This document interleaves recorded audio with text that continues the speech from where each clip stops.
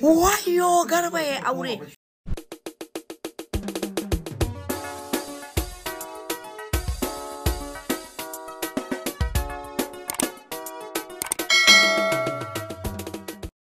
Nas ta yi martani ga masu tagin nata bayan fitan bidiyon pre-wedding pictures ɗin J Fresh da Alpha Charles Borno, inda ta yi wa wani uwa da uba bayan ya yi mata comment cewa duk haukan J Fresh ya ki aurenki, gaskiya akwai matsala. A nata martanin cewa ta yi idan ka ga mace ba ta yi aure ba to lokaci ne fa bai yi ba, kuma mazan duniya ne gaba ɗaya za su yi aure hankalinta ya tashi ba J Fresh ba.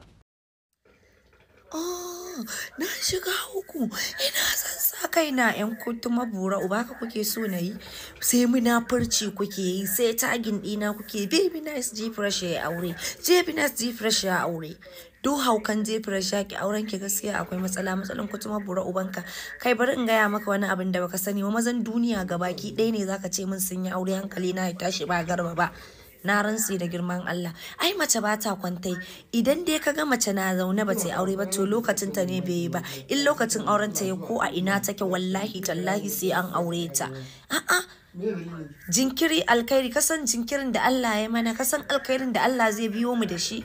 Kana ta haukan banza ko in ce kuna ta haukan banza, mata da maza kowa tagin yake min baby na J Fresh ya aure. To bara in dora hannu akan in mutu. Wayo Garba ya aure. Bura uban nan naga na delima barantana wani.